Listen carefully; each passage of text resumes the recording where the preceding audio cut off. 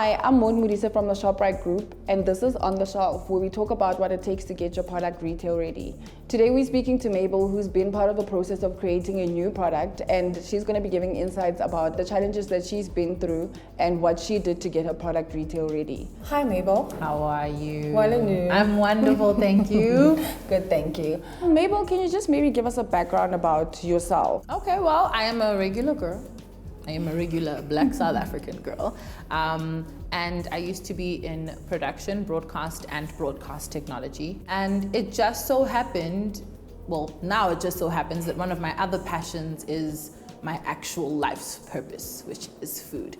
So while I was still in broadcast and being a mom and catering to my kids, I started doing what I was naturally doing, which is feeding my family. And now I feed the rest of the country.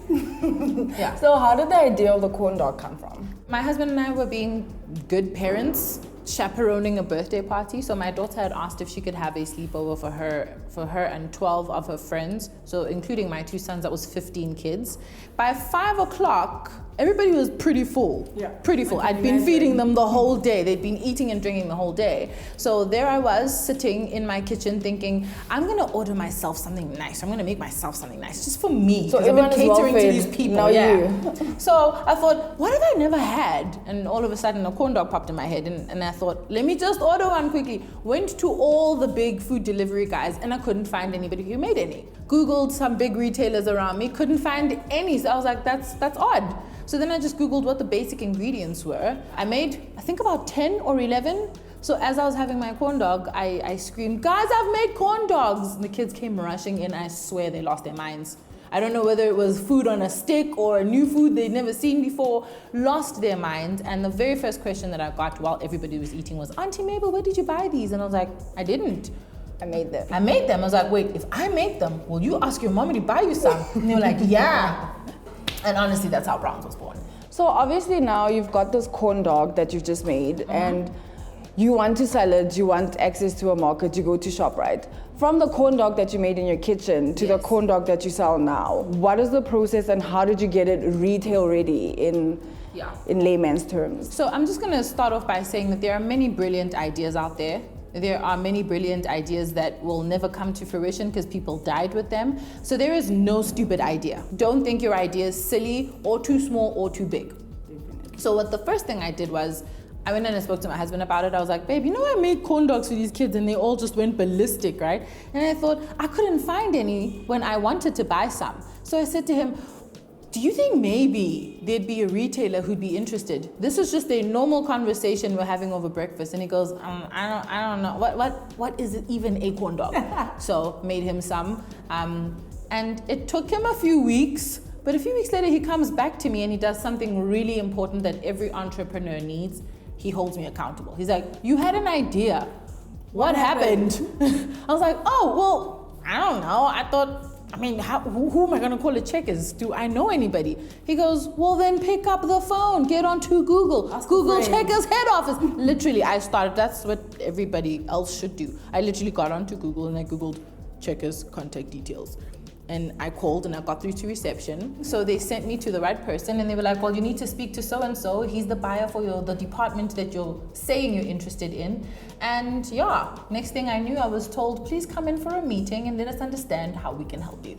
So just for some context, suppliers can apply through the Shoprite Holdings website to become a supplier. There's all the necessary information that they'll be able to fill in and they'll get all the details from there. Mabel, if you can talk about some of the challenges that you've had in your business. I mean, it started off as a small business and obviously now you're growing into the Shoprite group. You started with around 53 stores and now you're supplying over 150 stores, yes. I'm assuming. Yes. So what are some of the challenges you've come across and what are some of the challenges that you feel you need to share with entrepreneurs in order for them to know that this isn't a weird challenge to come across, just so that to give them a bit of hope and a bit of context into your business? Firstly, I learned to not take any process for granted. Even the smallest things I learned to respect. I respected that this was an entrepreneurial journey and that there was a lot that I didn't know. So I had to put all my intellect and my smarts aside and be willing, ready, and able to accept help and advice not just from the buyer, but from food technologists, from family, and from friends. So cool. After the phone call happened, my husband's really brilliant. He's our COO. He's really brilliant with graphics and with animation. So he made us a mock box, gave it to them, and Checkers was like, oh, wonderful, that's great, cool. So would you like to start supplying? It felt like when a dog chases a car. And then the car stops. Yes, the car stops. You're like, ooh, what do I do with this whole car? So the opportunity came. First couple of challenges were we had no idea how to put together an ingredient list. What type of packaging would be good for us? Do we package in plastic? Do we go straight into box? Where are we going to manufacture? My house is not going to cut it anymore. We're going to have to get a facility. So the first thing we did was we called a food technologist, and they explained to us what a facility required, what the legal requirements were. Then one of our biggest other issues that we faced was distribution. But again, Checkers came to the rescue, and they sent us to a slightly smaller distributor who was able to carry us until we could get with the big guys who have global reach. And all I can say is keep knocking on doors, be patient, keep speaking to buyers, keep speaking to merchandisers. Merchandising was another issue that we had. No one tells you, so cool, you've got your product on the shelf. Cool, so who's unpacking it? I'm like, the store? No, so there was a lot to learn. And it is so easy to take for granted that I have a good idea. Somebody's accepted my idea. They're going to put me on the shelf, and then not respect the rest of the processes. Not giving respect to your product, your brand, and the processes will harm a person. What advice do you have for entrepreneurs that have new products that they want to get into the market in terms of retail readiness? How do you go about getting your product onto the shelf? What to look for? Maybe some tips. Okay, so a while ago, you said some really important lines to me that I wish I had heard before I wanted to put a product on the shelf. The Shoprite Checkers Group is ready to do business.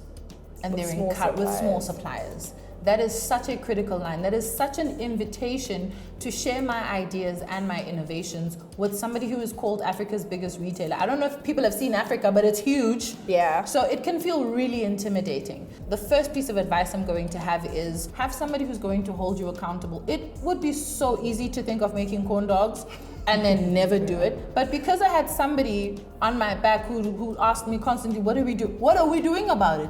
Who did you call? What did they say? And when they said that, what did you do about it? Have somebody who's gonna hold your dreams and your passions accountable.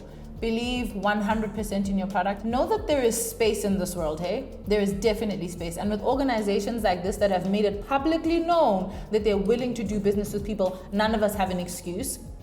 But also really, really importantly, take advice seriously. Do not think you know it all. Even if you have been in retail, life is constantly changing. Take advice from people who offer it to you that you know are in good positions to offer it to you. Thanks for the insights, Mabel. I wish you really well with your corn dogs. Thank I you. hope we're going to see some new flavors coming soon. Absolutely. You're going to have them first.